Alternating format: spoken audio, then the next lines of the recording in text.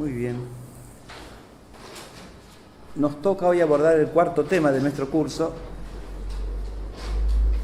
Empezamos con un planteo general del asunto y luego hemos expuesto en cada una de las clases anteriores la perspectiva primero de Antonio Rosmini en su ensayo sobre el socialismo y el comunismo. Luego la perspectiva de don Juan Donoso Cortés en su ensayo sobre el catolicismo, el liberalismo y el socialismo. Y hoy nos toca abordar la tercera perspectiva que hemos de considerar, que es la de Auguste Nicolas en la obra titulada Sobre el protestantismo y todas las herejías en su relación con el socialismo.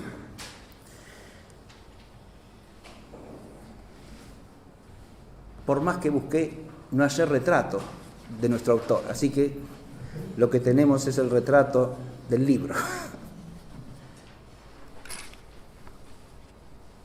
Esta obra que hoy nos va a ocupar se publicó en París en el año 1853. ¿Sí? Hemos seguido el orden cronológico de las publicaciones, ¿no? La obra de Rosmini era del año 1847, el ensayo de Donoso se publicó en 1851 y hoy nos toca esta obra de Nicolás que se publicó en el año 1853. Pero antes de entrar en el tema de la clase de hoy, voy a hacer un pequeño enlace con la clase pasada, ¿no? Porque al salir de la clase, el profesor Mariano Lucas, acá presente, me dijo: profesor, cuántas cosas le habrán quedado por decir, y cada clase da para un curso, y es verdad, cada clase da para un curso, es cierto, pero lo que tratamos de presentar acá es una perspectiva sintética, ¿sí? Sin embargo, me habían quedado en el tintero cosas importantes que voy a mencionar brevemente, porque me sirven de introducción al tema de hoy. Yo hice hincapié la clase pasada en el sentido de la paradoja y lo que llamé el realismo sobrenatural de Juan Donoso Cortés. Y hay un aspecto de esa paradoja cristiana que de alguna manera resume toda la perspectiva de Donoso. Y este es el único texto que voy a leer, que dice así: y lo que hay aquí de singular y de maravilloso es que, imitando perfectamente a nuestro Señor Jesucristo, la Iglesia no padece tribulaciones a pesar de los prodigios que obra, de la vida que vive, de las verdades que enseña y de los testimonios invencibles que acreditan la divinidad de su encargo, sino que al revés, padece esas tribulaciones a causa de esos testimonios invencibles, de esas verdades que enseña, de esa vida santísima que vive y de esos milagros que obra. Suprimid por un momento con la imaginación esa vida, esas verdades, esos prodigios y esos invencibles testimonios, y habréis suprimido de un solo golpe y de una vez todas sus tribulaciones, todas sus lágrimas, todos sus infortunios y todos sus desamparos. Donoso está señalando aquí que las persecuciones, los padecimientos, las tribulaciones de la Iglesia y de los cristianos no son a pesar de todas las cosas buenas que hay en la Iglesia, son a causa de. Esto es de una profundidad extraordinaria, porque es contemplar a la Iglesia y al ser cristiano en unidad con la cabeza que es Cristo. Cristo no fue perseguido a pesar de lo que decía, de lo que enseñaba, de lo que hacía, sino por causa de eso, a causa de eso. Adviértase que advertir esto implica entender que buscar el perfecto acuerdo con el mundo es suprimir el misterio cristiano y es suprimir la verdad y la vida verdadera de la Iglesia, porque se malentiende la historia de la Iglesia y la historia del cristianismo cuando se quieren explicar las defecciones, las grandes herejías, los cismas, las persecuciones, porque esas también son persecuciones que sufre la Iglesia, son persecuciones las más profundas, ¿no? Si se produce una herejía, un cisma, porque son persecuciones que tienen detrás al enemigo del género humano, es decir, al maligno. Esa persecución no es una persecución debida a que la Iglesia no es suficientemente fiel. No, cuanto más fiel sea, dice Donoso, cuanto más profundo testimonio dé de la verdad, más será perseguida. Esto es lo que hay que entender, ¿no? Desde aquí la visión cambia. No se puede buscar una pacificación superficial que sería al contrario el síntoma de ¿qué? De la inautenticidad de la vida de la Iglesia. Esto se proyecta en otro tema que aborda en el ensayo Donoso, y es el de la relación de la sociedad, la vida humana en sociedad y el dolor. Al analizar tanto el socialismo como el liberalismo, que pretenden solucionar los males de la vida social, Donoso hace hincapié en que tanto los liberales como los socialistas buscan extinguir el sufrimiento de la vida social, ¿no? Y que eso, en realidad, es una enorme falta de sabiduría, porque es desconocer, y acá de nuevo vuelve al misterio cristiano, ¿no? Es desconocer que esta vida, la vida del tiempo, es una vida en la cual el dolor, dice Donoso, y él se remonta al pecado original y a sus consecuencias, ¿no? El dolor le ha sido dado por Dios al hombre como un remedio del mal principal. Es al mismo tiempo un castigo y un remedio vigorosísimo y eficacísimo, dice Donoso. Porque, claro, esto implica tener un sentido cristiano del sufrimiento.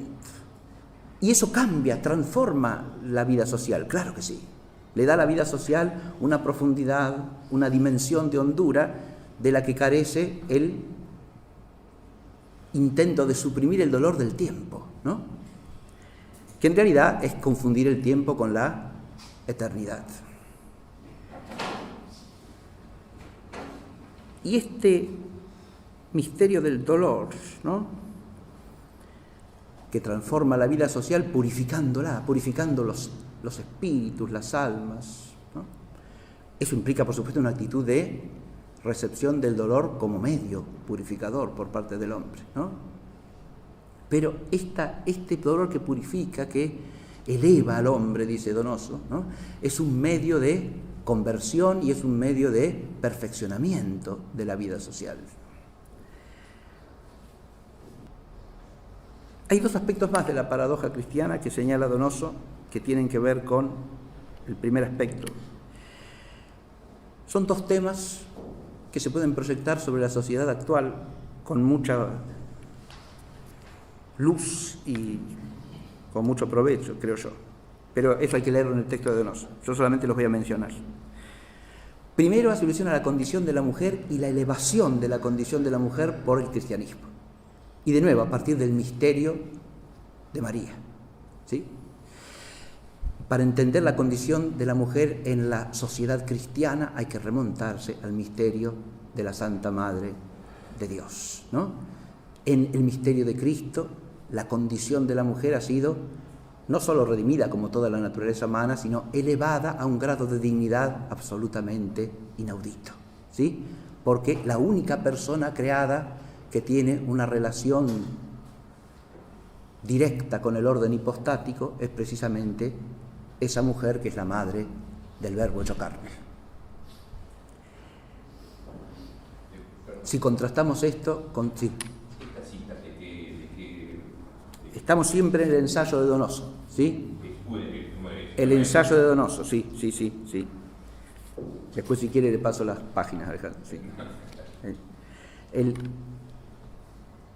Esta condición de la mujer vista sobrenaturalmente se contrasta, obviamente, con toda clase de extravío y absurdo presente en la mentalidad actual al respecto.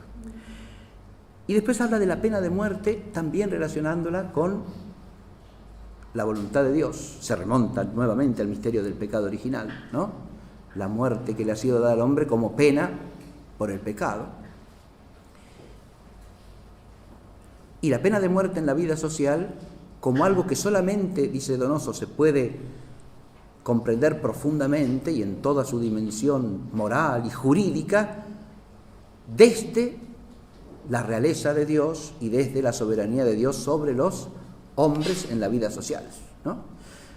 Porque no es una pena que venga de la mano del hombre, sino que viene de la voluntad de Dios, y en cuanto la entendemos como venida de la voluntad de Dios y de la sabiduría de Dios, esa pena adquiere de nuevo un valor purificador y es como una participación en el misterio sacrificial de Cristo. Bien, me detengo aquí porque yo dije que esto lo hacía como introducción a la clase de hoy, y la introducción viene dada por otro punto en el que incide Donoso con mucha profundidad. Si hablamos de la mujer, si hablamos de la sociedad, si hablamos del dolor, si hablamos de cualquier tema humano, como pretenden hacerlo el socialismo y el liberalismo, siempre nos estamos remitiendo a un arquetipo ideal de vida humana y de humanidad, dice Donoso. Ahora bien, la única humanidad perfecta es la humanidad de Cristo Jesús. Este es el otro principio fundamental que pone Donoso como principio de una visión política cristiana, ¿no? La única humanidad perfecta, el único modelo auténtico de toda humanidad es la humanidad del Señor.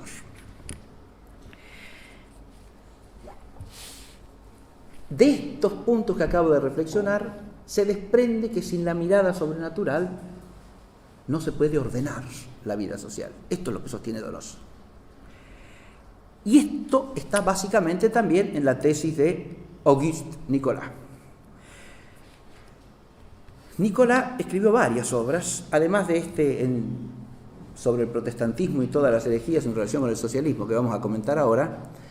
Su obra más conocida y difundida son los ensayos de filosofía cristiana, que es una obra en 3 tomos que constituye una gran introducción a la apologética general. O sea, es una presentación del misterio de Cristo y de los argumentos racionales que pueden mover a la fe en Cristo.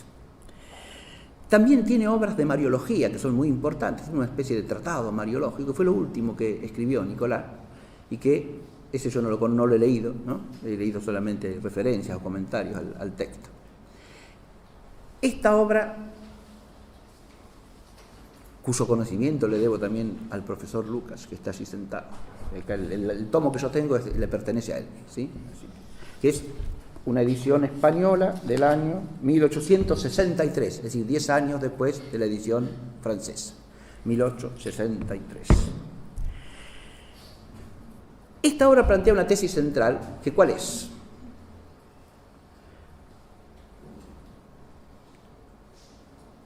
El socialismo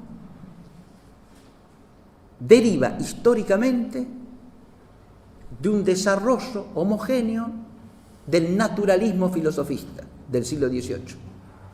Y el naturalismo filosofista de los siglos XVII y XVIII deriva por un desarrollo homogéneo también del protestantismo.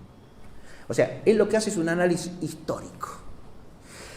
Mientras en Donoso veíamos las raíces comunes del socialismo y del liberalismo desde el punto de vista de la concepción del mundo y del hombre y del fin de la vida social, Nicolás lo que sostiene es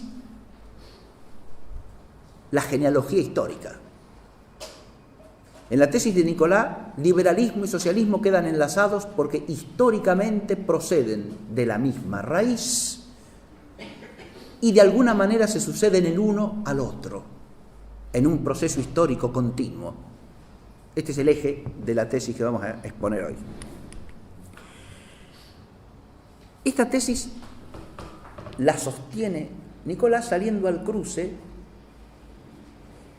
de un opúsculo de Guizot. Guizot es un autor francés de mediados del siglo XIX, célebre sobre todo por una obra llamada Historia de la Civilización. Esa historia de la civilización de Guizot suscitó una respuesta literaria, también célebre, que es la obra de Jaime Balmes titulada Del catolicismo en comparación con el protestantismo en cuanto a su influjo en la civilización europea, donde Balmes rebate tanto el enfoque como la tesis de Guizot. Guizot es un autor francés protestante. Y el opúsculo de Guizot al que contesta Nicolás se basa en lo siguiente. El peligro fundamental que amenaza a nuestra sociedad hoy día, sostiene Guizot, es el de las doctrinas socialistas, que pretenden la supresión de todo orden social, la supresión hasta de la propiedad privada.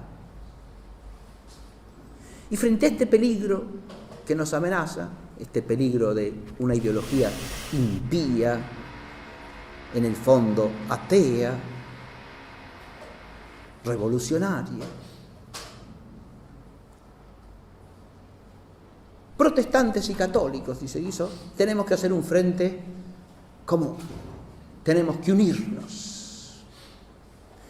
No hablo de una unión en la fe, dice Guizot.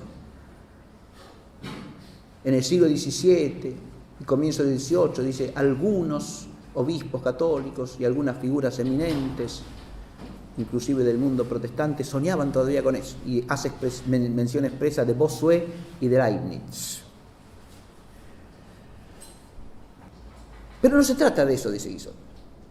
No se trata de unificar las creencias, porque cada uno tiene la suya. Se trata de que nos unamos frente a un enemigo común.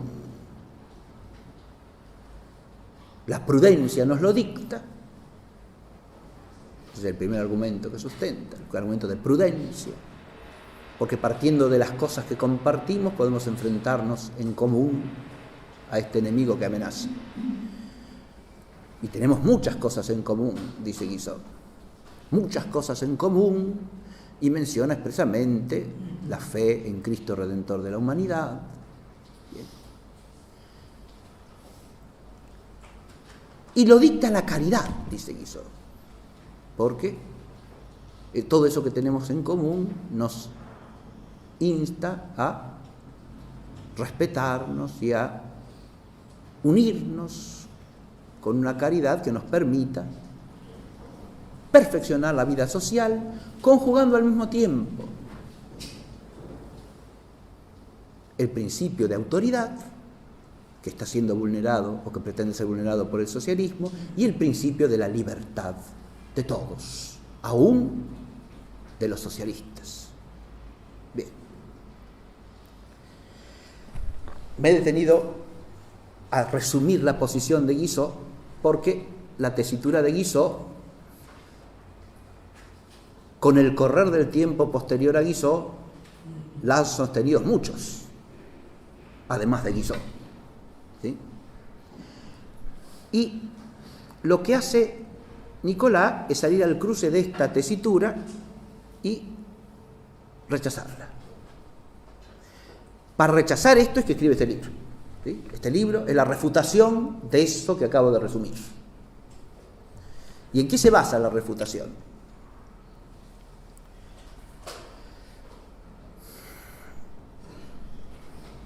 La refutación se remonta a lo siguiente, fíjense ustedes. Primero que nada, Guizot sostiene, dice Nicolás, que uniéndonos podemos conciliar la defensa del principio de autoridad con la defensa de la libertad de todos.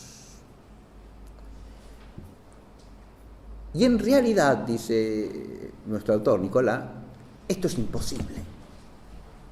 Porque cuando usted dice principio de autoridad, y cuando usted dice que tiene un principio de autoridad que defender y un sentido de lo sobrenatural que nos une, en realidad está diciendo algo absolutamente equívoco. Porque si hay algo propio del protestantismo desde su origen, es el rechazo del principio de la autoridad sobrenatural instituida por Cristo en su iglesia. De manera tal que cuando usted habla de respeto del principio de autoridad, ¿de qué autoridad está hablando?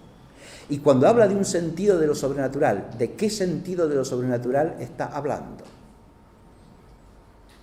Quizá usted personalmente tiene un sentido de lo sobrenatural, pero muéstreme, le dice Nicolás Guizot, cuál es el sentido de lo sobrenatural que tienen los protestantes en general. Y yo le preguntaré, ¿qué protestantes? ¿Cuáles? ¿Los de qué secta? ¿Los de qué grupo? ¿Todos tienen el mismo sentido de la autoridad? ¿Hasta dónde respetan la autoridad? ¿Hasta dónde están dispuestos a respetarla? ¿Y desde dónde no? ¿Y qué sentido de lo sobrenatural tiene? Porque adviértase que estamos a mediados del siglo XIX y el liberalismo racionalista protestante se ha extendido amplísimamente, tanto entre el anglicanismo, recordemos la reacción de los oxfordianos de primera mitad del siglo XIX, donde estaba el cardenal Newman, ¿no?, contra la licuación absolutamente racionalista del anglicanismo, o el liberalismo racionalista instalado en las universidades alemanas a partir de David Friedrich Strauss, ¿sí? De manera tal que, ¿de qué sentido de lo sobrenatural me está hablando usted? Y no se puede dar una respuesta unánime y coherente a eso, precisamente por aquellas célebres variaciones del mundo protestante de las que hizo el análisis exhaustivo ya a fines del siglo XVII, principio del XVIII, el eminente obispo de Dijon, Jacques Benigne Bossuet, al que hacía alusión como un ilusorio, una especie de, que tenía el sueño de restablecer la unidad de la fe, ¿no? Hacía alusión Guizot. Pero además de esto, no es solo que el término respeto de la autoridad y sentido de lo sobrenatural pasan a ser equívocos. También está el problema de lo que usted habla de un respeto de la libertad. ¿De qué libertad está hablando? Ahí de nuevo nos metemos en un problema enorme. ¿Por qué? Porque el protestantismo desde el origen, le recuerda Nicolás Guizot, el protestantismo desde el origen ha negado la libertad en el sentido propiamente cristiano, es decir, el libre arbitrio de la naturaleza humana y la redención del hombre interiormente por la transformación de la gracia de Cristo que lo hace libre. Esas dos cosas son negadas por el protestantismo, tanto por Lutero como por Calvino, como por todos los que siguen después. Usted cuando habla de libertad, habla de libertad meramente social y política exterior, que es la de los racionalistas, no la libertad cristiana. Y cuando habla de conciliar una cosa con otra, está hablando de conciliar dos cosas que se tornan equívocas en cuanto usted las quiere hacer patrimonio común de protestantes y de católicos. Pero no solo esto. El punto fundamental está en la cuestión siguiente, dice Nicolás. Usted dice que tenemos que formar un frente común contra el socialismo. Y yo le digo que el socialismo echa sus raíces en el protestantismo. Este es el núcleo de la tesis. Es decir, usted me dice que nos unamos frente al adversario común, yo le digo que el adversario que usted llama común viene de ustedes. Echa sus raíces en la actitud protestante, en la ideología protestante, en el espíritu protestante. Y dedica la obra a demostrar esto históricamente.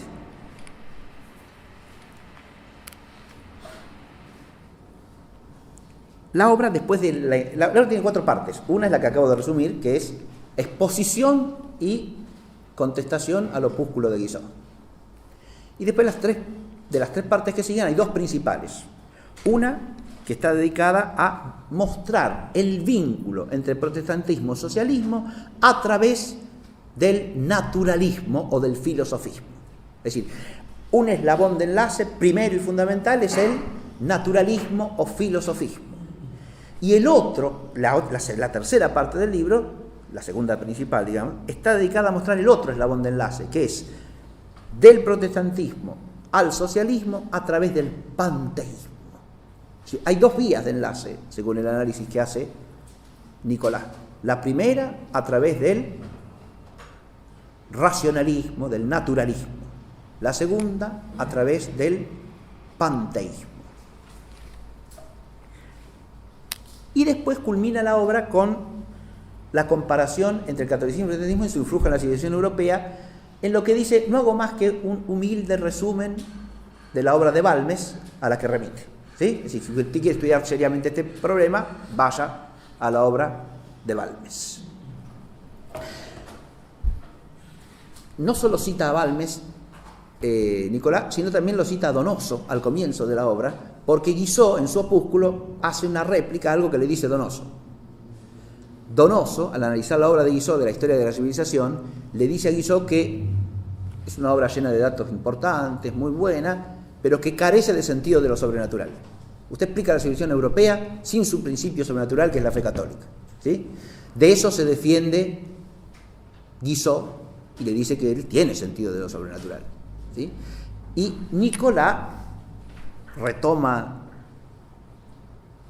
la crítica de Donoso para aplicársela a Nicolás a través del conjunto de su obra. Lo primero de todo es ubicar el vínculo entre el protestantismo y el socialismo a través del filosofismo, o sea, a través de lo que llamaríamos el naturalismo racionalista, que está directamente asociado ¿a qué? Al liberalismo. ¿Sí? Ese naturalismo filosofista que está en la raíz de toda la ideología liberal inglesa, ¿no? Locke, por ejemplo, francesa y alemana.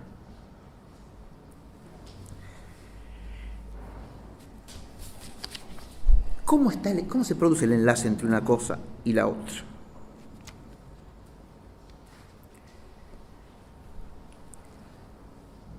El punto de arranque del protestantismo, sostiene Nicolás, es el rechazo de la autoridad apostólica, el rechazo de la autoridad de la Iglesia. Ciertamente los protestantes, al rechazar la autoridad de la Iglesia, no rechazaron la autoridad de la Escritura, dice Nicolás. Al contrario, la exaltaron unilateralmente, la sola Escritura, ¿sí?, a la que le reconocieron autoridad divina. Pero el problema está justamente allí, señala Nicolás. ¿Por qué?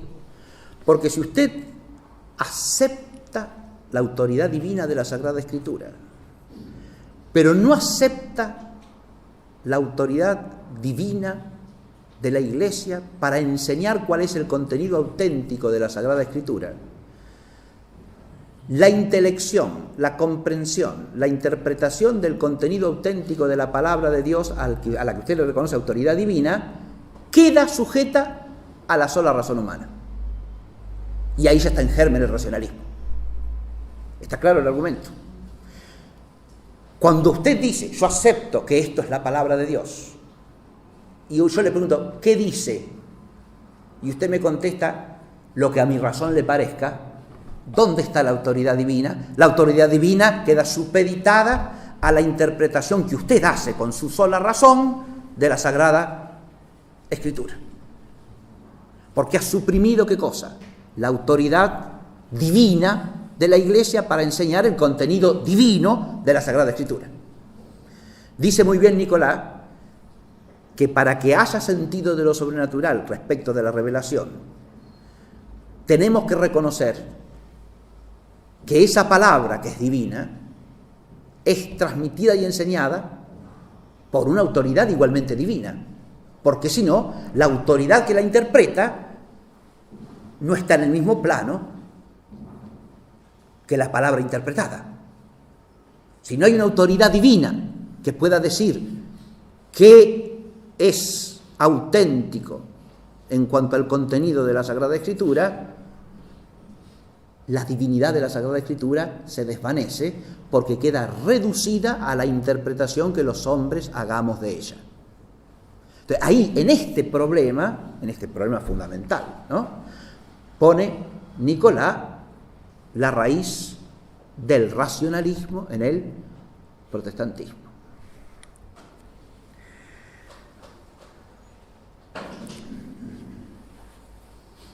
Esto que es claro en los principios teológicos, sostiene Nicolás que también se evidencia en la historia del protestantismo desde su origen. Es decir, surge Lutero e inmediatamente surgen otros que empiezan a decir cosas distintas al propio Lutero. Y el propio Lutero, ¿cómo reacciona ante eso?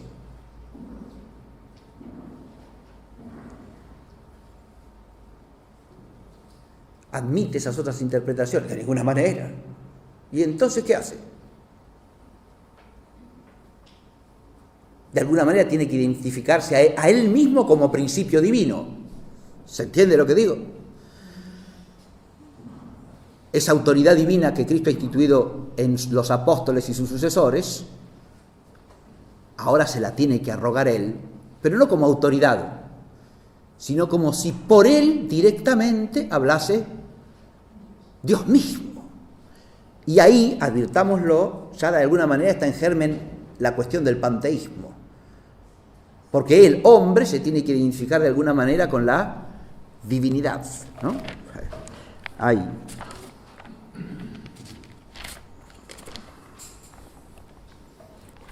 unas expresiones de Lutero que cita aquí. ¿Le puedo hacer una pregunta? Sí, cómo no. Puede, sí. Usted habla de que el protestantismo se ampara o hace hincapié en las Sagradas Escrituras como la voz de Dios.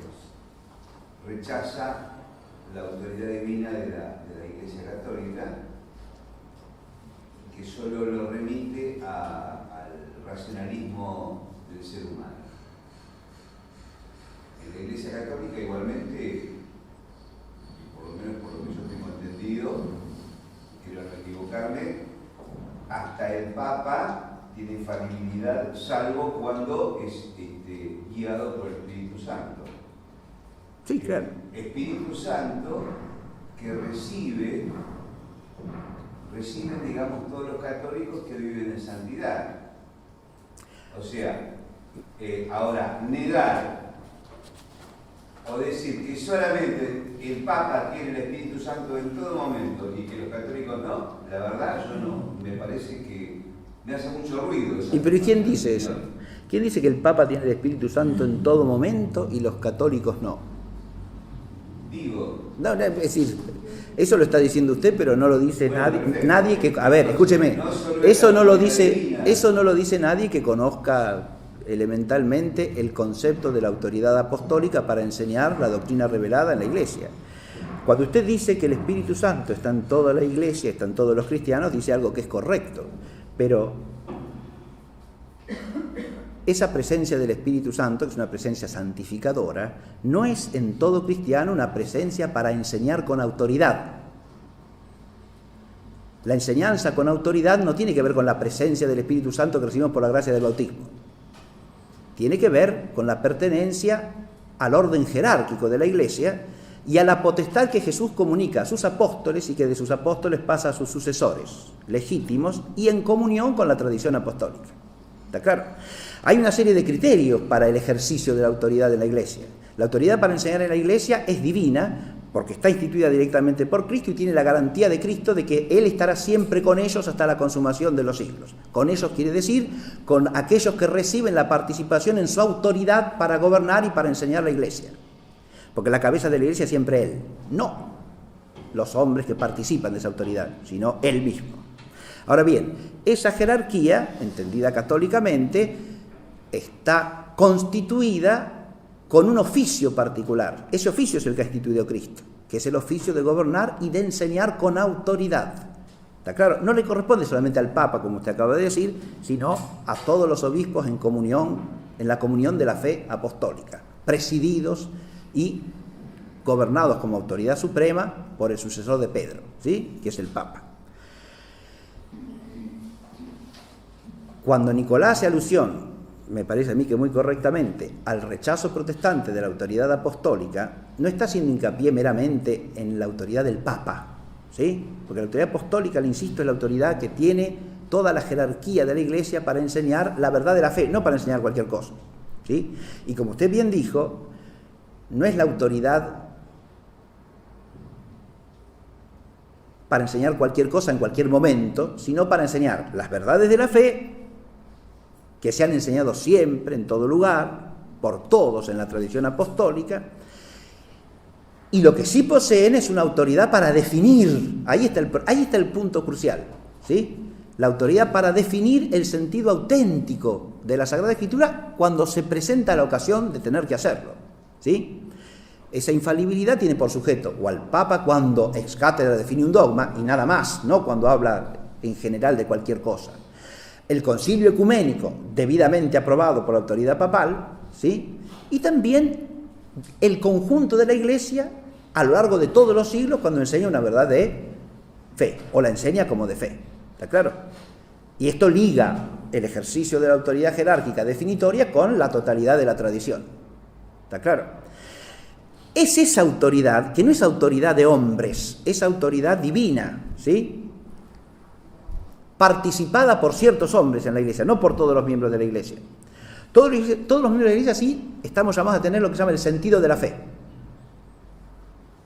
Hemos recibido la fe en el bautismo y si esa fe es viva y esa fe se actúa y se forma rectamente del catecismo, digamos, ¿sí?, en el conocimiento de las verdades básicas de la fe, existe en el creyente lo que llamamos el sensus fidei, o sea, un sentido de la fe que de alguna manera nos orienta para advertir si algo es homogéneo con la verdad de la fe o se le opone, ¿sí? Eso sí existe en todos, digamos, ¿sí?, como una especie de, así como tenemos el sentido de la vista para captar las cosas visibles, tenemos el sentido de la fe para captar las cosas de la fe, ¿sí?, y para advertir si una cosa se conforma o no con la fe en general, pero no tenemos autoridad para definirlo en general, ¿está claro?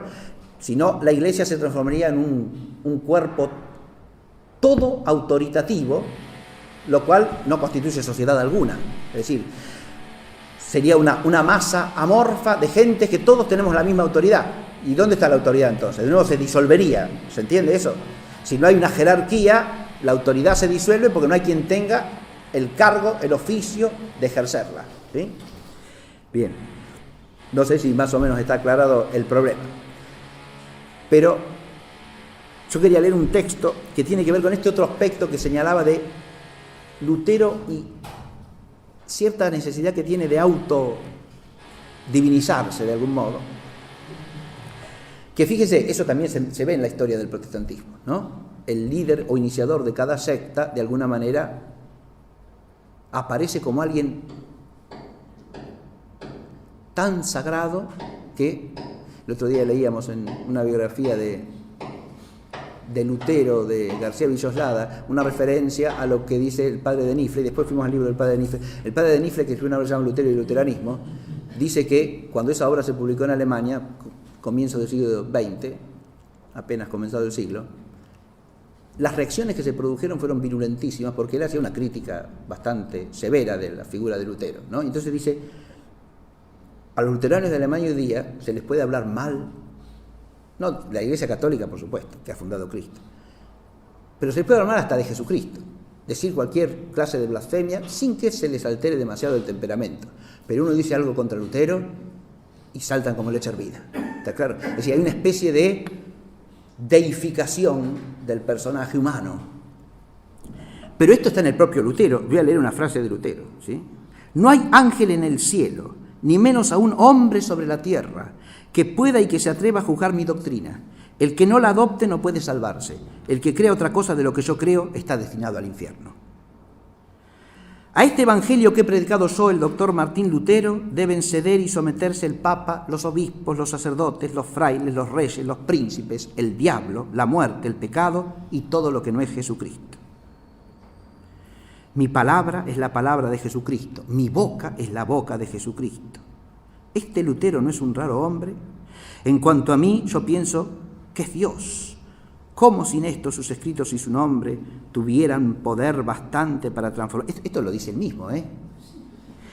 En cuanto a mí, yo pienso que es Dios. ¿Cómo sin esto sus escritos y su nombre tuvieran poder bastante para transformar mendigos en señores, asnos en doctores, pícaros en santos y barro en perlas? Bien. Y dice Nicolás, el protestantismo ha roto el lazo de la sumisión a la autoridad de la Iglesia, que para la Europa era la autoridad de la verdad misma, y con esto ha atacado la verdad de la autoridad en su principio, en todas sus derivaciones y aplicaciones civiles, políticas y sociales, y en todas sus relaciones recíprocas con la libertad y la caridad, relaciones que ha completamente desnaturalizado y destruido, tanto más completamente en cuanto ha hecho gran alarde de sus nombres, aplicándolos a sus contrarios. Nos hemos remontado al origen del problema, ¿sí? Pero a partir de allí hay un desarrollo histórico. Yo dije, Lutero habla y dice ciertas cosas, hace su interpretación, pero junto a él aparecen otros. Y entre los primeros que aparecen está, ahí lo tenemos a Lutero, Calvino acá abajo, y aquel que está allá es Thomas Müntzer. Thomas Müntzer, contemporáneo de Lutero, alemán como Lutero, va a sostener una interpretación comunista del Evangelio. La doctrina de Thomas Müntzer va a servir de trasfondo ideológico a las revueltas de los campesinos y de algunas ciudades alemanas contra la autoridad de los príncipes, en un sentido revolucionario y tumultuario que el propio Marx dirá es el principio de las revoluciones. ¿Está claro? Ahí ya tenemos cómo del principio de disolución de la autoridad auténtica de interpretación de la Iglesia, a los primeros años de la historia del protestantismo, aparece el comunismo, directamente. ¿Está claro? Thomas Müntzer va a sostener la ilegitimidad de toda propiedad privada y va a sostener que eso está enseñado en el Evangelio. Y por lo tanto, hay que armarse contra los poderosos que detentan esa propiedad, eliminarlos y crear una sociedad comunista. ¿Está claro esto o no? Bien.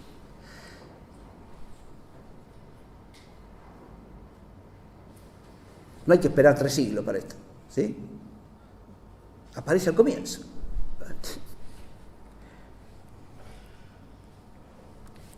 Contra el comunismo de Thomas Müntzer escribe un opúsculo el gran humanista católico español Luis Vives, ¿sí? Tiene una obrita, un opúsculo, ¿sí?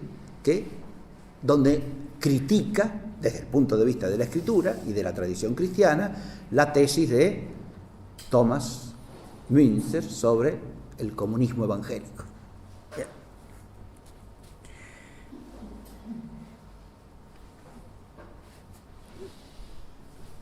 Pero lo que trata de mostrar a su vez Nicolás es cómo del protestantismo originario se va a derivar el racionalismo naturalista. El racionalismo naturalista. La primera perspectiva histórica que traza está muy bien hecha y es la que enlaza a Lutero y a Calvino con el socinianismo. Los socinianos, recuerdan ustedes, ¿no?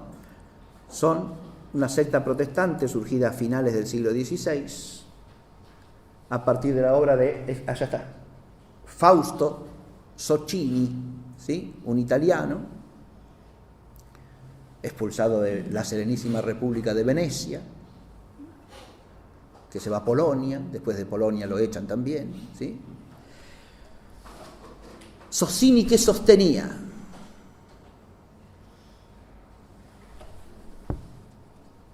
Lutero, Calvino, dice Nicolás, han conservado muchos elementos de la fe católica, ¿sí? Los que a ellos les han parecido bien. ¿Está claro? Pero han iniciado el desmoronamiento del principio de autoridad y por lo tanto ¿Qué conserva? Y cada uno conserva lo que le parece, ¿sí? Así, Lutero todavía conserva, aunque corrompida, la doctrina de la presencia de Cristo en la Eucaristía, ¿no? Cambiando la transubstanciación por la consubstanciación. Pero Calvino la rechaza de plano, totalmente. No hay presencia real alguna, con lo que suprime el misterio eucarístico en absoluto. Y así vamos, ¿sí? ¿Y Socini qué conserva? Y Socini no conserva más que el respeto a la Sagrada Escritura como palabra inspirada y la idea de un Dios creador, redentor y juez, pero rechaza la divinidad de nuestro Señor Jesucristo y rechaza el misterio de la Santísima Trinidad.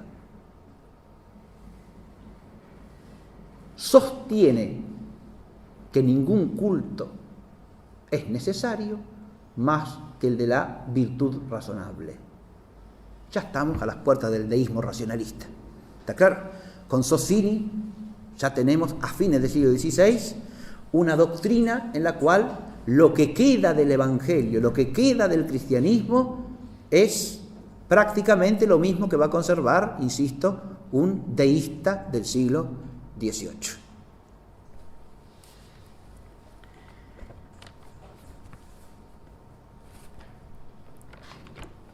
Esa es la vía directa que por las transformaciones sucesivas del protestantismo, basadas, insisto, en el rechazo del principio de la autoridad sobrenatural de la Iglesia, ¿no?, se va deslizando de modo directo y homogéneo hacia una visión racionalista y naturalista del mundo. Pero esta visión racionalista y naturalista del mundo, tiene que ver profundamente con un aspecto básico de la doctrina luterana y calvinista, que es la idea de la justificación extrínseca. ¿Qué es eso? La gracia nos salva por imputación judicial, pero no porque transforme nuestro ser. De modo que la naturaleza del hombre es como impenetrable o impermeable al influjo de la gracia. ¿Está claro esto? Está la divinidad por un lado, la humanidad por otro, y el hombre, cuya naturaleza ha sido corrompida por el pecado de Adán, no puede hacer más que obras naturales y por lo tanto nunca obras meritorias sobrenaturalmente. Fíjense que la falta del mérito sobrenatural tiene su raíz ¿dónde? En que las obras son siempre meramente naturales. De nuevo, de ahí al naturalismo, ¿cuál es el paso que hay que dar? Simplemente afirmar que eso que surge de la naturaleza humana no es pecado, sino que es algo bueno. Ahí estaría la contradicción, digamos, ¿no? Es decir, para Lutero, para Calvino, todo lo que sale de la naturaleza humana, ¿qué es? Pecado y nada más que pecado. ¿Está claro? Pero de la naturaleza humana no puede salir más que una obra natural. ¿Se entiende esto?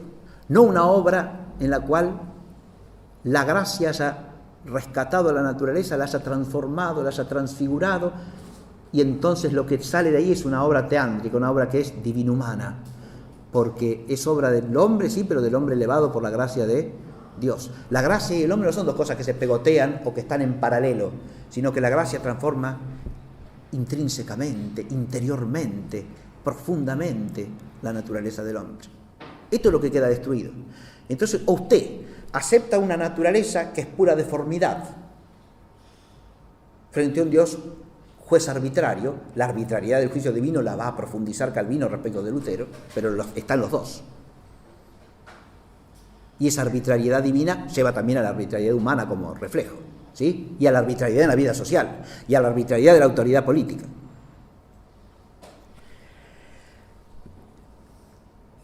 Por un lado, usted acepta esa humanidad destruida, que es toda oscuridad, negación, o reacciona contra eso y dice, no, esta naturaleza, que es lo único que hay, lo único que podemos obrar y actuar, es lo bueno.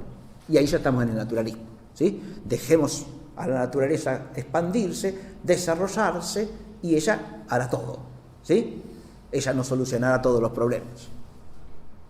¿Está claro? Bien.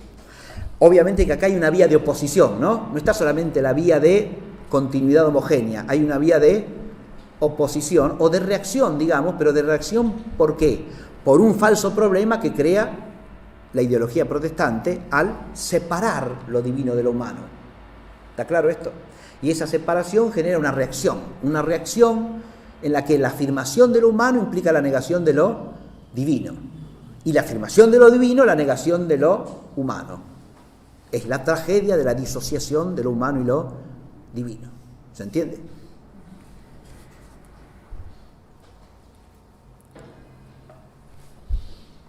El enlace histórico entre protestantismo y doctrina racionalista se advierte fácilmente si se estudia los principales personajes que dan origen al naturalismo en el siglo XVII y XVIII. ¿Sí? Acá tenemos algunos de ellos. ¿Sí? El primero es Penn, el fundador de los cuáqueros. ¿Sí? Esta secta de los cuáqueros es una secta protestante. ¿Qué sostuvo como doctrina? Dice, el protestantismo, sí, claro, se los considera como protestantes a los cuáqueros, ¿no? Sí. ¿Y cuál es la base de la doctrina protestante? Fíjense que el protestantismo de los cuáqueros es un protestantismo que preserva la idea de que hay una Sagrada Escritura, pero, primero que nada, rechaza toda sacramentalidad y todo culto. Entre Dios y el hombre no hay necesidad de mediación alguna, ni sacerdotal ni sacramental. ¿Está claro? Nada. El hombre se conecta directamente con Dios. Se suprime toda sacramentalidad y todo culto. Todos en la Iglesia somos iguales. Ahí ya tenemos el principio socialista del igualitarismo, con claridad, ¿eh? Todos somos iguales. No hay jerarquía alguna. ¿En qué consiste el lugar del culto? Bueno, acá hay distinción entre dos tipos de cuáqueros, ¿no? Pero los cuáqueros originales, que son los que prevalecen en Inglaterra, en Estados Unidos también hay bastantes de esos, se llaman cuáqueros no programados, ¿sí? Los cuáqueros originales, reducen el culto ¿a qué? A lo que se llama la sala de oración, que es un lugar con lugares para sentarse. Te entra solito, se sienta y tiene que permanecer ahí en silencio el tiempo que le parezca necesario. ¿Para qué? Para que Dios le inspire lo que quiera, actúe en usted, y una vez que estuvo ahí un rato en silencio, se levanta y se va. Ese es el lugar de la asamblea. O sea, la asamblea. Ahora, fíjense que ahí el culto se ha reducido a un acto puramente individualista, ¿o no? Así como dije que en el igualitarismo total hay un germen de socialismo, en este individualismo absoluto hay un germen claro de liberalismo, ¿no? No hay nunca el cuerpo que es la Iglesia acá. Nada, para nada, de nada. No puede haber cuerpo donde todos son iguales, ¿entiende? Y ahí vemos también la solidaridad íntima entre socialismo y liberalismo. Donde todos son iguales, si usted tiene todas partes iguales, ¿qué cuerpo tiene? Ninguno. ¿Sí? Porque el cuerpo es orgánico, implica un orden, una jerarquía, funciones distintas. ¿Sí? De ahí viene la analogía de Pablo que habla del cuerpo de Cristo, que es la Iglesia, ¿no? Porque la Iglesia, como un cuerpo, tiene partes distintas, con funciones distintas, ¿no? Que cooperan todas a una vida única, común. Si no hubiese eso, no habría cuerpo, ¿no? Si todos somos iguales, ¿qué cuerpo hay? Lo mismo, si todos somos iguales, ¿qué sociedad puede haber? ¿Y para qué quiere usted relacionarse con otro que es absolutamente igual a usted? Ya se tiene a usted, ¿está claro? ¿Para qué quiere otro igualito? ¿Sí? Sería una sociedad narcisista esa únicamente, ¿sí? Todos igualitos son. Entonces, usted busca al igualito. No. Ahí no hay sociedad, se entiende esto, ¿no? Ahora, esa oración solitaria y en silencio es el extremo del individualismo subjetivista también, ¿no? ¿Se ve? Bueno, muy bien. Esto, cuando uno se sitúa ante una secta como la de los cuáqueros, ¿no? Se ve cómo en el desarrollo histórico del protestantismo, eso que dice Nicolás se verifica progresivamente, ¿no? La pérdida del sentido sobrenatural de la autoridad lleva ¿a qué? A que en el proceso histórico lo que le queda de sobrenatural al comienzo se vaya diluyendo progresivamente. Porque lo que le queda de sobrenaturalidad al comienzo, ¿qué es? Y lo que todavía permanece de la tradición católica. ¿Está claro? Pero eso permanece sin el arraigo correspondiente. Y entonces eso es lo que se va diluyendo, se va debilitando y va desapareciendo constantemente. Bien.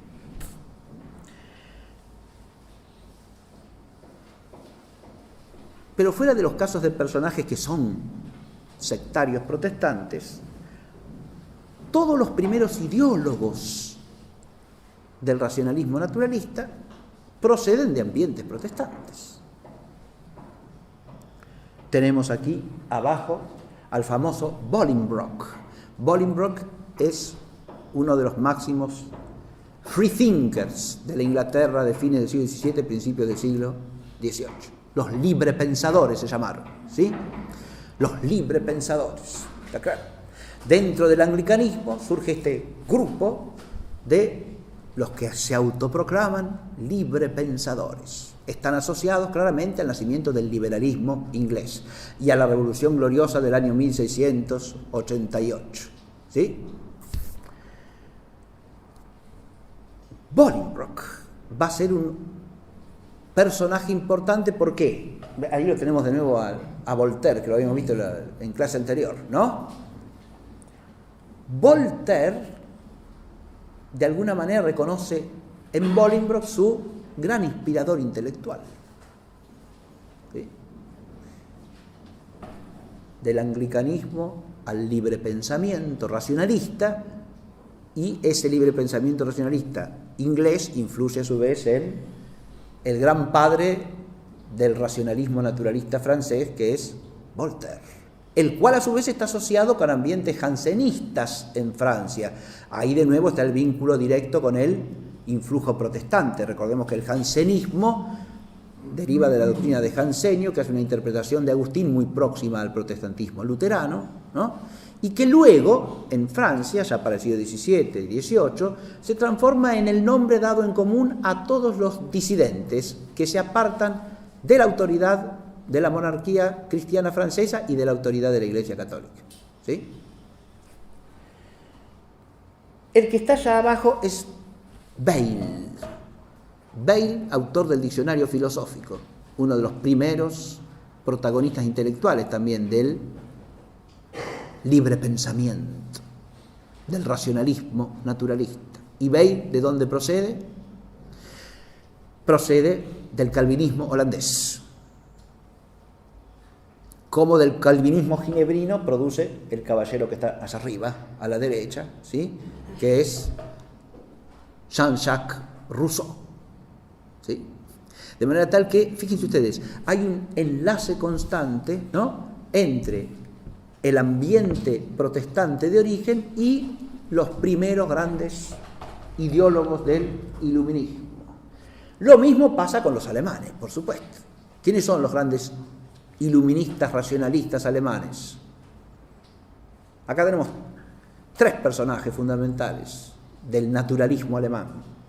Lessing, ¿sí?, el autor de la célebre obra Nathan el Sabio, donde sostiene que todas las religiones positivas dicen lo mismo y que tienen que hermanarse, porque todas son, en última instancia, no otra cosa que manifestaciones imperfectas de la única religión verdadera, que es la de la sola razón. Listo.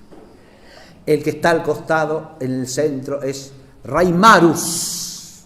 Reimarus introduce en el protestantismo alemán, son luteranos, todos estos son de origen luterano, salvo aquel no, pero Reimarus y Lessing sí, son de origen luterano, introducen en el protestantismo alemán la crítica racionalista de la Sagrada Escritura, ya a mediados del siglo XVIII.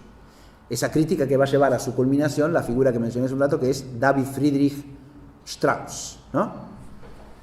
Y el tercero que figura es Moisés Mendelssohn, otro gran representante del iluminismo naturalista alemán, ¿sí? Que en este caso es de origen judío, ¿no? Moisés Mendelssohn. Es el abuelo del famoso músico, ¿sí?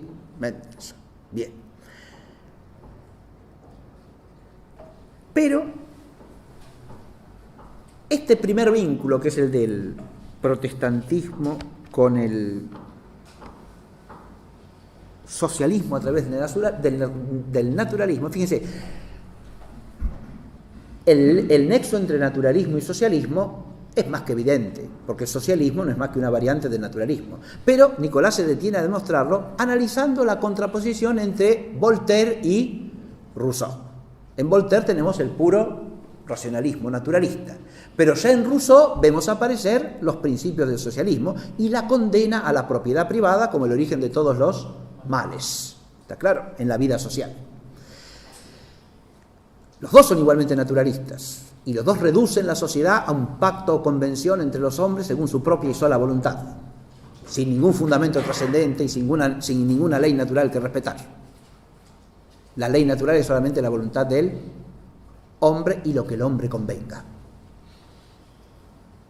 La ley natural interpretada en sentido naturalista, racionalista, no es otra cosa que lo que le parece a la razón humana, ¿sí? No es la participación de la inteligencia racional del hombre sanamente formada en el orden moral en la ley divina, ¿no?, eterna. O sea, el recto juicio de la razón práctica en cuanto que discierne lo que es bueno y lo que es malo. No. La ley natural no es otra cosa que la naturaleza humana que se expande, que se desarrolla, que campa por sus fueros por sí sola, y ella sola establece lo que es justo y lo que es injusto, sin nada superior que la trabe. Es la autonomía kantiana esto, ¿sí? Es la autonomía, acá ya está Kant, ¿sí? El de la peluca dieciochesca, ¿sí? Kant. La autonomía, ¿qué quiere decir? Que el hombre se rige por sí solo. Ya hemos llegado a la mayoría de edad, dice Kant. Miren, y acá hay otro vínculo profundo con el protestantismo, que lo señala Nicolás en un capítulo de la obra. Habla de protestantismo y revolución. El protestantismo no solo inicia el rechazo de la autoridad sobrenatural, inicia el gesto de revolución, de cortar con toda la tradición. La verdad empieza acá, conmigo. ¿Está claro? Hemos oído el parrafito de Lutero, que es estremecedor, ¿no? A partir de mí empieza la cosa. Todo lo anterior fue un extravío monumental. El grueso de la tradición es oscuridad y perdición. Ahora empieza lo bueno y lo verdadero, ¿no? Kant, cuando habla de su pensamiento, habla de la revolución copernicana de la filosofía. A partir de que haya pensado que el centro de la gravedad del conocimiento era el objeto, todo equivocado. En realidad es el sujeto. Bien. Gesto revolucionario, eso me refiero, ¿sí? El gesto revolucionario del protestantismo prepara el gesto revolucionario del racionalismo. Hemos llegado a la mayoría de edad, ¿qué quiere decir? No tenemos que guiarnos por normas externas a nosotros. Hasta aquí éramos como niños, dice Kant. Necesitábamos que alguien nos dijera qué hacer. Ahora somos nosotros los que decidimos lo que debemos hacer. ¿Se advierte esto o no? Es la revolución. La revolución que, como decía Monseñor de Seguir, segunda mitad del siglo XIX, no es sino el nombre de la rebelión satánica contra Dios y contra su ungido. Es el espíritu de la rebelión, ¿está claro? Del rechazo de la autoridad divina, es el non serviam, por eso dice muy bien de Seguir que es el espíritu de la rebelión satánica. No serviré, yo solo me mando, ¿está claro? Eso es lo que dice Kant. El hombre es autónomo, se rige por sí mismo.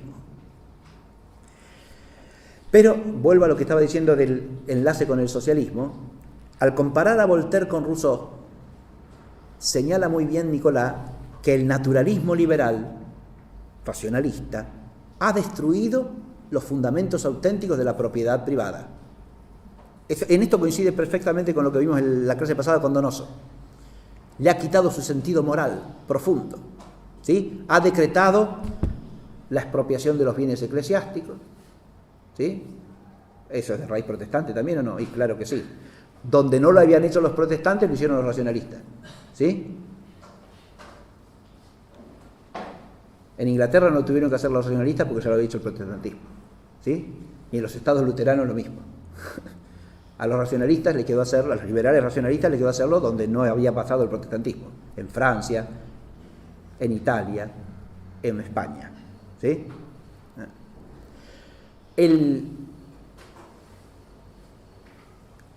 La expropiación de los bienes de la aristocracia, que cumplieron una función social eminentísima, tanto los unos como los otros. Ahora todas las clases inferiores han quedado absolutamente a merced de ¿qué?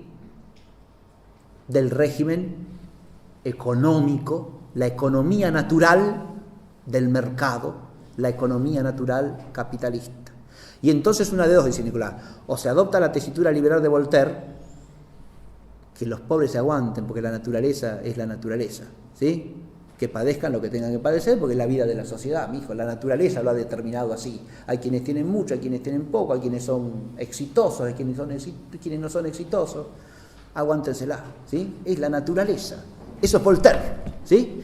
Y por contraste Rousseau, en cambio, va a desarrollar la tesitura socialista. Nicolás dice, el socialismo no es más que la respuesta al problema falso planteado por la amoralización de la economía propia del liberalismo naturalista. ¿Está claro?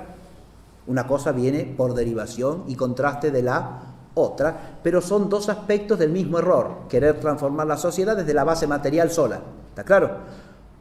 Usted libera la economía, como decíamos del oficio que el otro día, y ya está todo solucionado. O si no, usted la maneja desde el Estado y soluciona todo desde el Estado, ¿sí? Las dos cosas son igualmente falaces, dice Nicolás, pero son falacias solidarias entre sí y una derivada de la otra por oposición y contraste, basados en los mismos principios. Bien, me queda la otra parte y ya termino, brevemente. El otro itinerario va del protestantismo al socialismo por el panteísmo, dijimos, ¿no? Por el panteísmo. ¿A qué se refiere esto? Y acá es donde vienen estos autores que están, ¿eh? Esta imagen se refiere primariamente a esto. Porque ¿qué es el panteísmo? Como ustedes recordarán, es la identificación de Dios con la totalidad de las cosas del mundo, ¿no? O con alguna cosa del mundo. O sea, cuando identificamos a Dios con un ser mundano, o con el mundo entero, con la naturaleza, con el hombre, ¿sí? Con algo del hombre, su inteligencia o su voluntad, o la sociedad, o el mercado, estamos haciendo panteísmo, ¿sí? Si a eso le damos un atributo divino, a cualquiera de estas cosas que son creadas, las identificamos bajo algún respecto con Dios, eso es panteísmo. ¿Está claro? Porque estamos haciendo una identificación esencial entre Dios y una cosa del mundo, una cosa creada.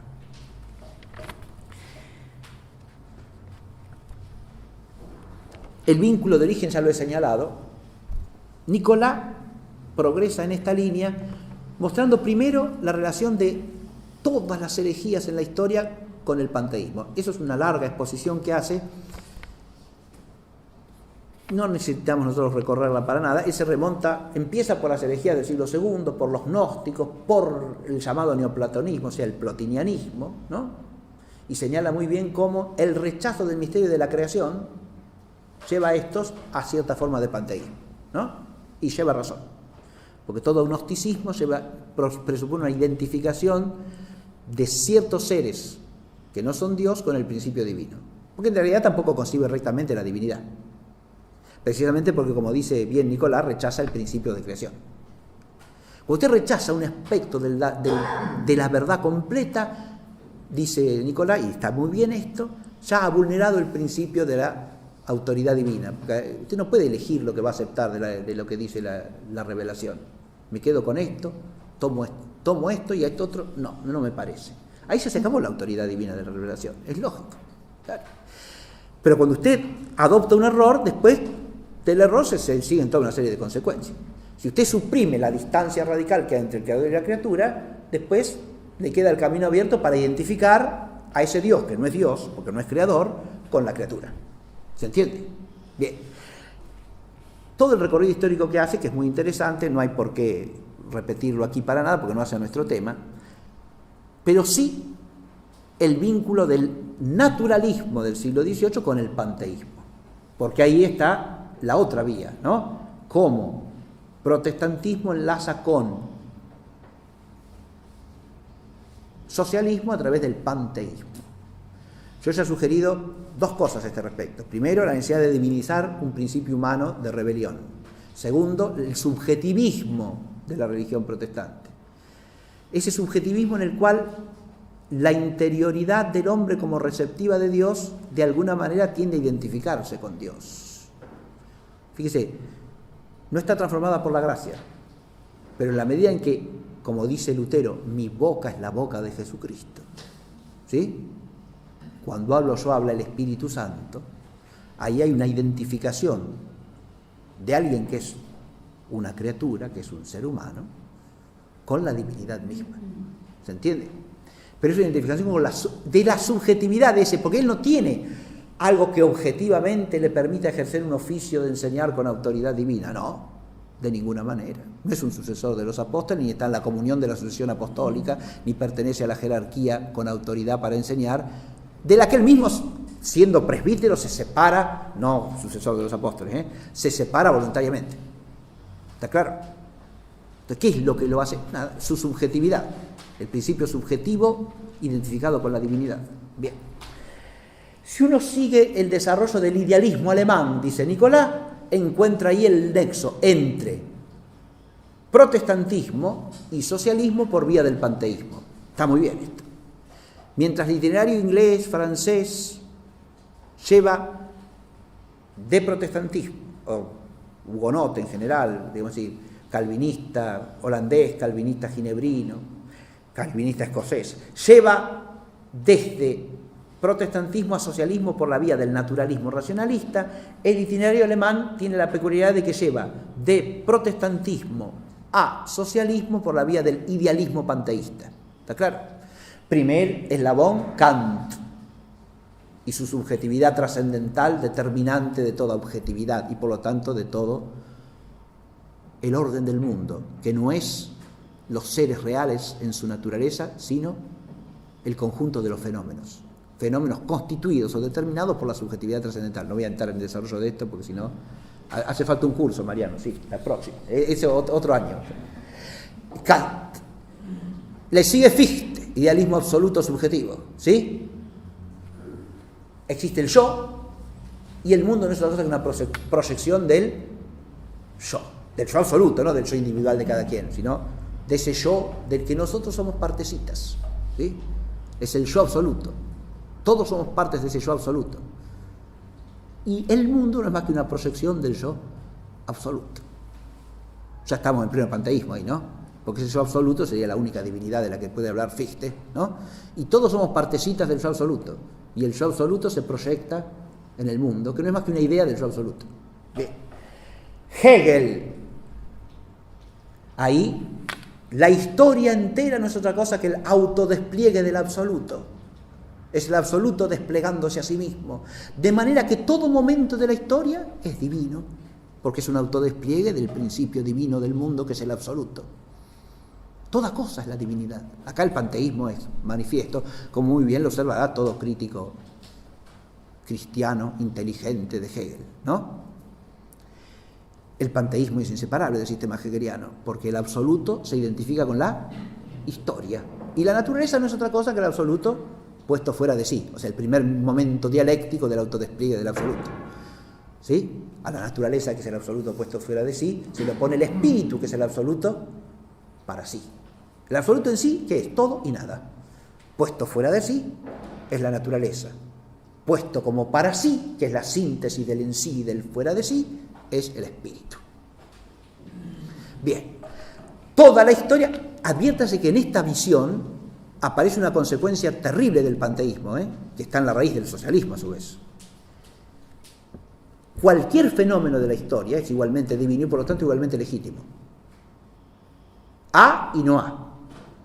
Esto y lo que se le opone. ¿Se ve? Ahí está la dialéctica, ¿no? Pero el espiritualismo monista de Hegel, panteísta, tiende hacia el materialismo a partir de lo que se llama la izquierda hegeliana, ¿sí? Después que se muere Hegel, el hegelianismo se divide en dos, la derecha hegeliana y la izquierda hegeliana. Y de la izquierda hegeliana nacen las formas más virulentas de socialismo que se conocen, y fundamentalmente el marxismo, ¿está claro? Ahí está Bruno Bauer, que es uno de los primeros representantes de la izquierda hegeliana, y que ya es un socialista, ¿está claro? Hegel es un socialista, digamos así, espiritualista. Estos son socialistas materialistas, ¿está claro? Bien. El otro que está allá es David Friedrich Strauss. Y está puesto acá, y Nicolás lo menciona acá, ¿por qué? Porque David Friedrich Strauss cumple con una función fundamental respecto de este panteísmo idealista alemán, y es introducirlo y llevarlo al terreno de la exégesis bíblica. La única, acá el principio que ya estaba en germen en Lutero se explicita de la manera más radical posible, pero en un sentido historicista panteísta. ¿Por qué?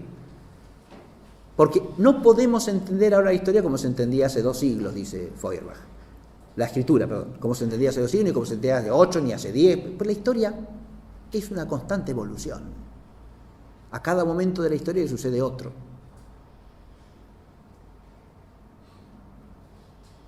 En otras épocas prevalecía una mentalidad mítica y los evangelios se leían míticamente. Ahora somos racionales, dice Strauss. Tenemos que leer los evangelios racionalmente y por lo tanto todo lo que haya de mitológico tiene que ser eliminado.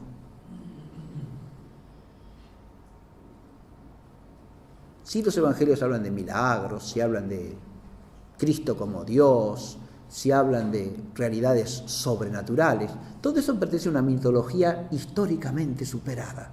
¿Está claro?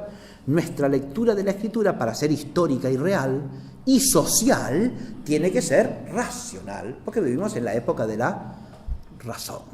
¿Está claro esto, no? Bien. Acá tenemos ya la convergencia de protestantismo, naturalismo racionalista y socialismo o panteísmo socialista. ¿Por qué panteísmo socialista?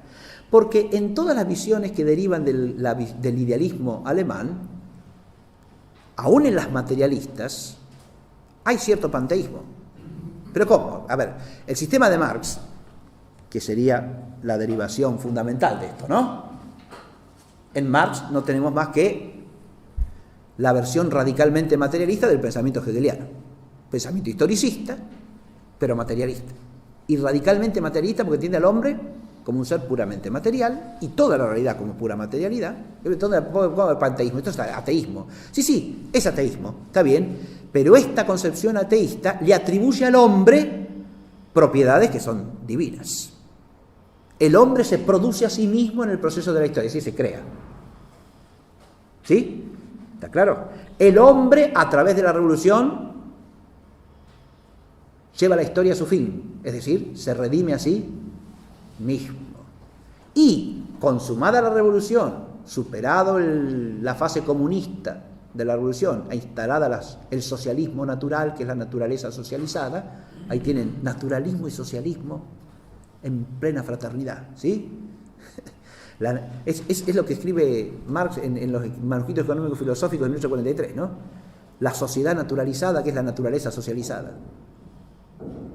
¿Y esto qué es? La sociedad plenamente humanizada, o sea, la humanidad plenamente socializada. El hombre se redime a sí mismo cuando se hace plenamente social, ¿sí? Se socializa, y se socializa quiere decir que se naturaliza. De tal manera está inmerso en la naturaleza que ya no se separa de la naturaleza ni se distingue de ella. Todo el proceso de la historia ha sido eso, el hombre enfrentando a la naturaleza por el trabajo, que transforma la naturaleza. Pero una vez que el trabajo le permite ser absolutamente dueño de sí mismo y superar la alienación social por la revolución, el hombre se reinserta en la plenitud de la naturaleza y vive en la naturaleza feliz y dichoso por siempre jamás. ¿Está claro? Es decir, se produce la sociedad naturalizada, que es la naturaleza socializada. Pero esto es la humanidad socializada también. La humanidad ya es la sociedad perfecta. ¿El hombre se redime a sí mismo? Claro que sí, el hombre es el redentor del hombre. Adviertas que el panteísmo deja acá su huella, porque lo más atractivo de estos pensamientos socialistas no es su brutalidad materialista, sino lo que le queda también de resabio de la verdad cristiana en categorías como la de creación, redención y finalmente la gloria del paraíso, invertida demoníacamente, porque el paraíso marxista consiste en una sociedad en la que nadie puede ni siquiera pensar en algo trascendente, porque está plenamente satisfecho en la inmanencia, es decir, de todo según su capacidad, a todo según su necesidad, y por lo tanto no hay alienación posible, y la religión en Marx es una alienación, ¿no? Hasta que pensar que hay algo que no existe, que trasciende al mundo material, es lo que no pasará en la sociedad. O sea que esa sociedad es la sociedad que ignora totalmente a Dios. Fíjese que es el infierno. Es una sociedad donde nadie ve a Dios ni siquiera en sospecha.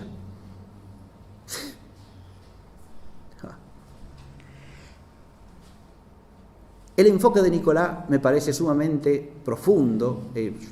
Tiene aspectos que se pueden criticar, que se pueden estudiar con cierto detenimiento y agregarles cosas, o ciertos juicios particulares se pueden revisar, pero me parece que en conjunto es un enfoque sumamente interesante y de gran profundidad teológica e histórica al mismo tiempo. De nuevo nos encontramos con un autor que no mira la historia sin fe, sino que la mira desde la perspectiva propia de la fe. Y voy a leer solamente una cosa para terminar, que tiene que ver con el título de nuestro curso. Dice así: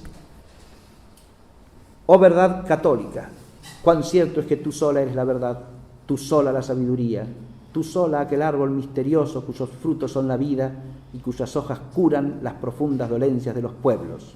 Cuán cierto es que tú eres la explicación y la salud de todo, en el tiempo y en la eternidad. Y recordemos que esta verdad católica a la que alude Nicolás es católica no porque es nuestra, porque si alguien se cree dueño de la verdad católica no entiende lo que es la verdad católica. Es católica porque es la verdad que nos ha dado Dios en la plenitud del misterio de su Hijo unigénito hecho carne, que es la cabeza de su cuerpo, que es la Iglesia. Bien, muchas gracias. Las próximas seguimos.